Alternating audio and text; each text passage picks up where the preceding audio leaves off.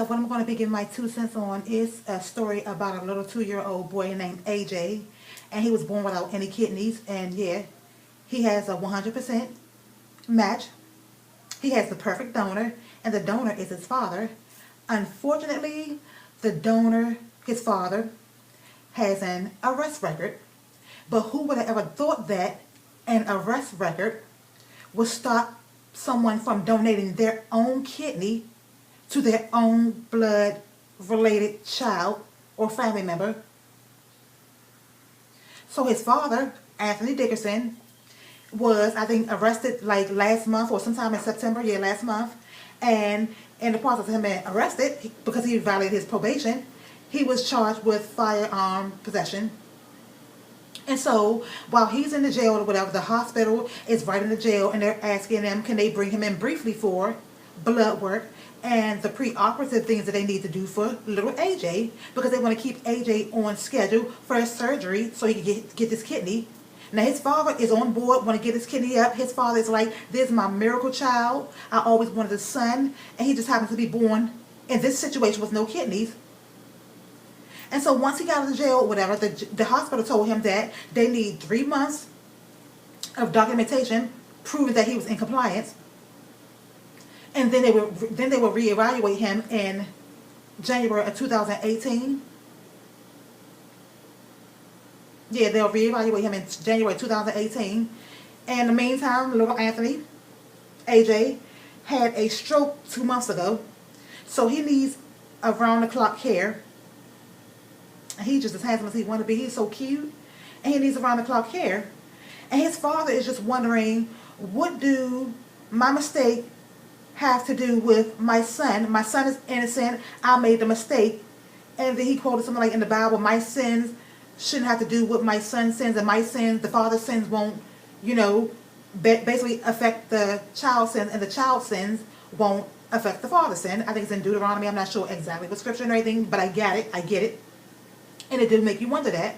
And so the hospital is saying they want to maximize the chances of a great recovery or whatever. And, but how are you maximizing anything when his father is a 100% basically perfect match? His father don't do any alcohol. He don't do any drugs. He don't do anything of the sort, And so in the meantime, it's all this red tape, and the story changed once he gets out of everything and he's in compliance or whatever, and I'm just trying to figure out, how can the police stop you, your own self, from donating to your own blood-born child, your relative, or, how, even if it wasn't your, well, I ain't gonna say if it wasn't your relative, but how against your own relative or whatever.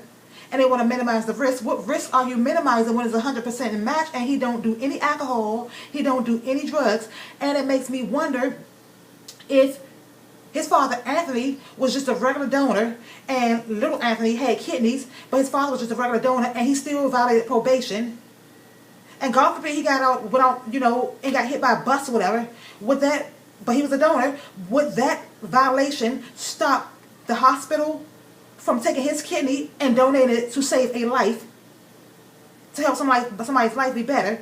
And it also makes me wonder, and I don't mean to pull the race card, because you know how some people feel about that, but it makes me wonder, I'm not going to sit there and lie, it makes me wonder, if this was a white man who had violated his probation and was trying to donate his kidney to his son or his daughter, would that have stopped them if he was white? It makes me wonder, is it because there's a black man who's able to save his son who was born out kidneys, to give him a kidney since he only needs one anyway? Is it because he's a black man wanting to do something for his black son, wanting to better his son's life, wanting to give his son a more of a chance to live? He's already been through so much, a stroke at 2. And he is so cute, whatever. He's just, what I'm saying, and just innocent. And it makes me wonder, I don't want to make this too long, but it makes me wonder, it makes me think so hard, and so, what makes you actually stop or try to stop a father from donating his own kidney to his son and saving his son's life? His son could have been had a kidney, but you all want to reevaluate his father in January of 2018.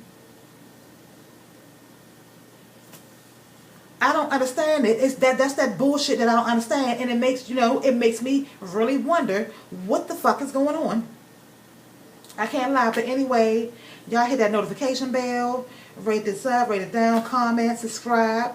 Always stay unapologetically you, because I'm gonna always be unapologetically me, and